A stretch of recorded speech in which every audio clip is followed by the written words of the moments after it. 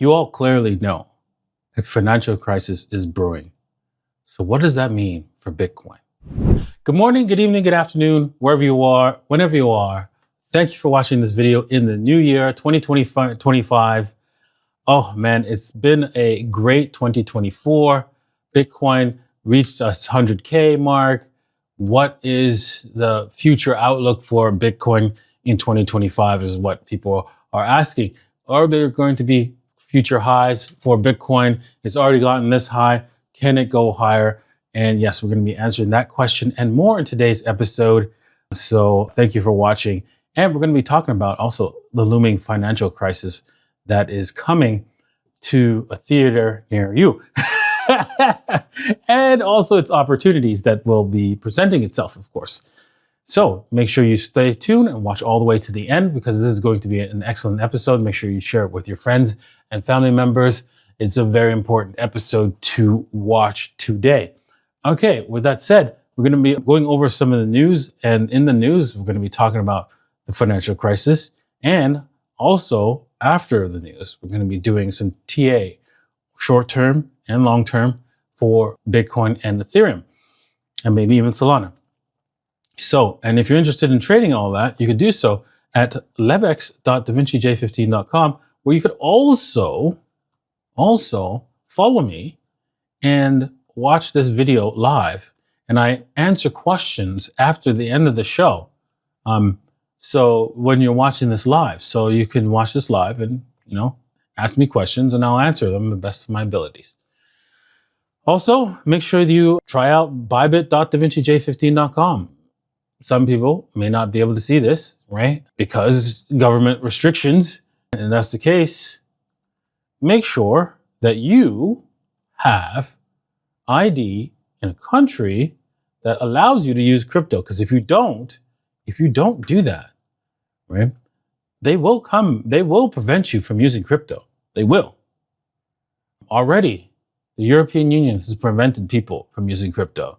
So why do you want to be caught on the wrong side of government regulation? You do not. So make sure this is the cheapest version of ID that you can possibly get. Passport's the best, of course, but it may not be in your financial budget because, passports cost a lot of money.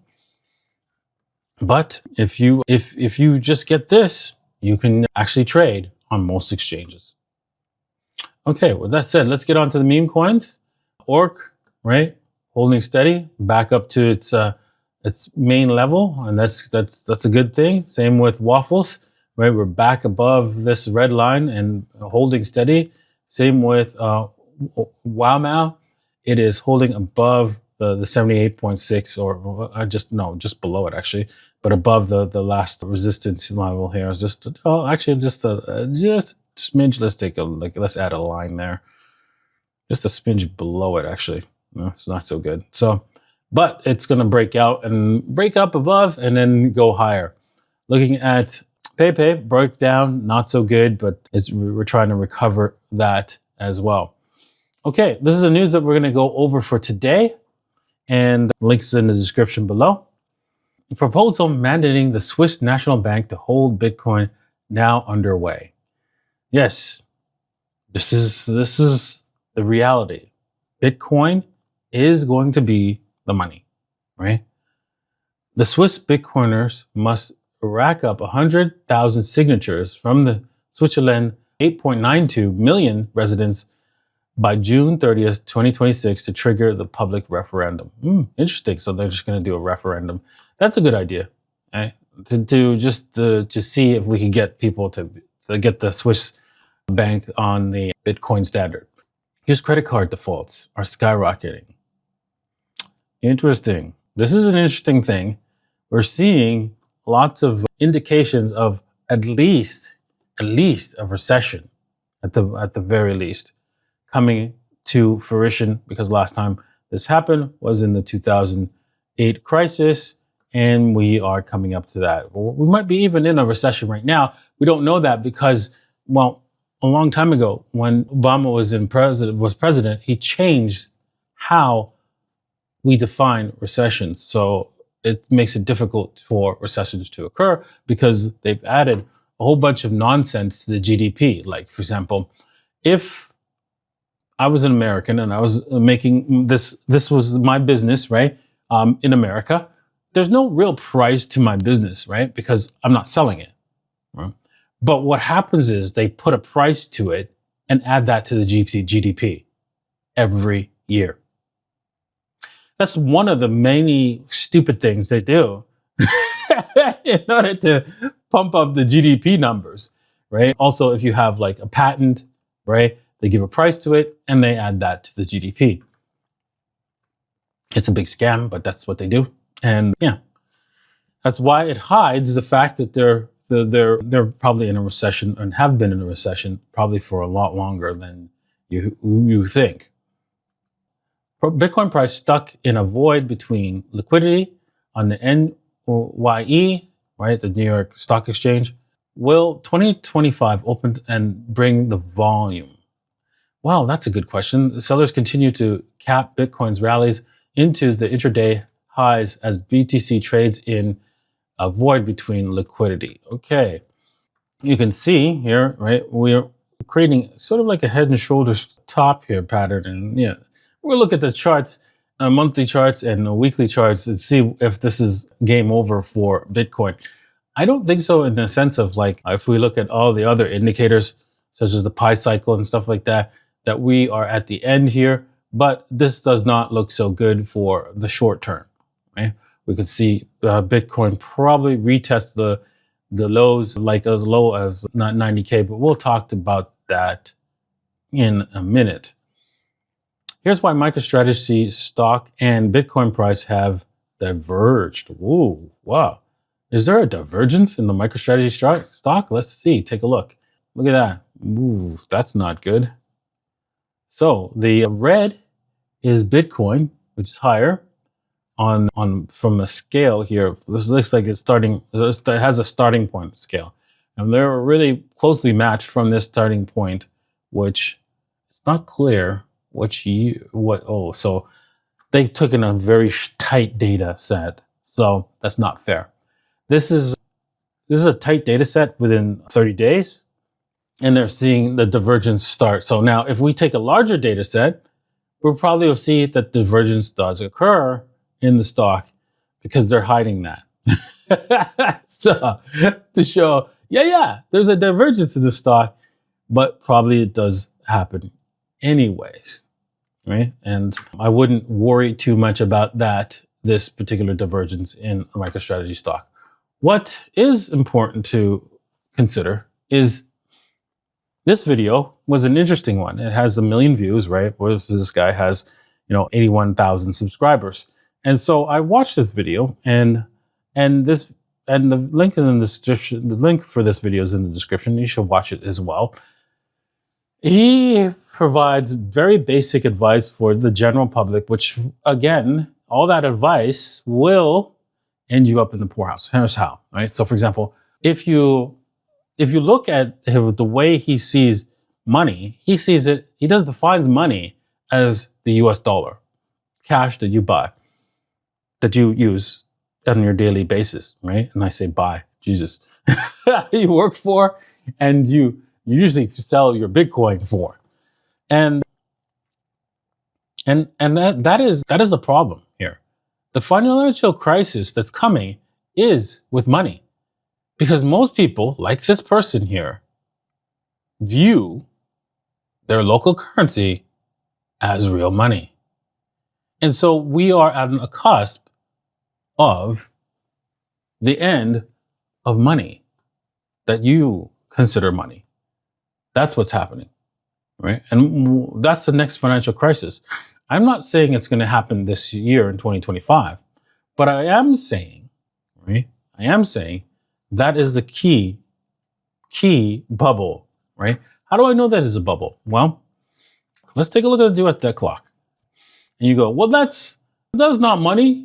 Okay, so they're printing a bunch of money. There's 36 trillion here in debt. Now, one of the things you have to understand is that the debt is also money as well. So the money that they create from creating debt is money, and the money and the debt itself is money, right? You're like, what? Okay, let me explain.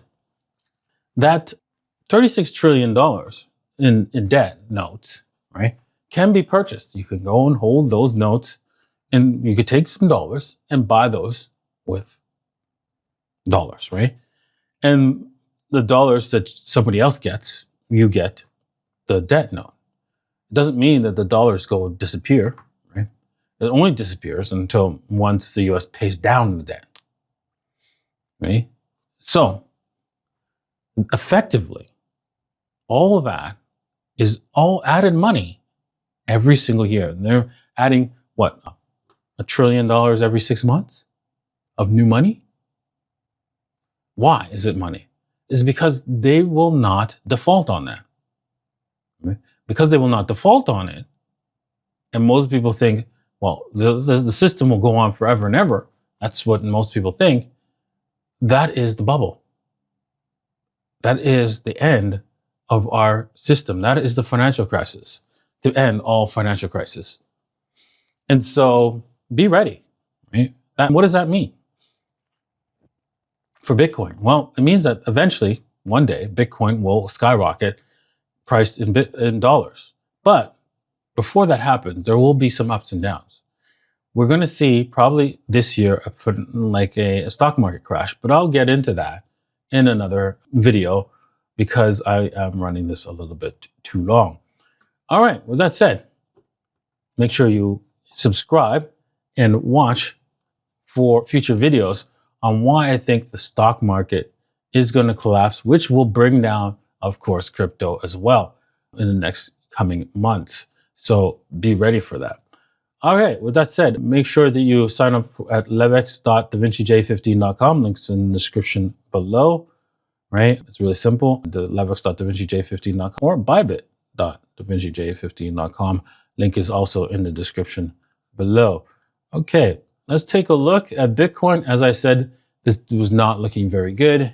Bitcoin is headed in a downward direction. And we can see that although we are heading higher right now, our heat map indicates that we could end up liquidating people that are setting themselves up way down below here at the 90K, right? Usually Bitcoin is probably going to take out this area here, goes up, and then it comes and wipes out the longs. It usually does that. So looking for an entry, if you want to do a short, I would start your short at the highest point, which is just above here at the 98 level here. So we could see a return back down. The odds that it continues higher and takes out these guys, probably not likely. Probably not likely with Bitcoin. So if you're taking a short, which again, I would not do that in this particular bull market generally, right? You can always take this short up to, right where it was about 100K, right there, a little bit higher. And then taking a stop loss, about 2% here, and then, boom, all the way down to 90K, giving you a 2-to-1 risk to reward ratio. There you go. Right? And it's a little bit higher than 90K, it's 92, but that could be on the safe side. There you go. Looking at Ethereum, we've already have our entry here. It's going to retest this, probably the entry before we break down. But there's a clear breakdown to the 3K level that's possible, and yeah, we're going to hold this short going forward.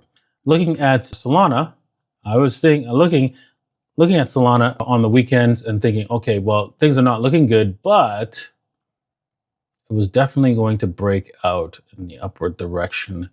I didn't do a trade, but I got the sense that things were looking like it was a breakout, and I was right. I was telling somebody who was short, who was long since 220, to hold his short and remove it probably at a higher level. So what level should he remove his short? Well, let's take a look. We can see that we have created some W's here. So The safest bet would probably be to take us, now that this short is, this breakdown is not the possibility anymore. I would say we can probably go all the way up. Yeah, the 230-ish area. Resistance here. And that was one support. Was it one support? Maybe a little bit, not quite a good support level. But yeah, 230-ish area, probably a good area to take profits on. Once it breaks above the $200 level for Solana. So let's see here. We are breaking out. That's good. Breaking out from this downtrend.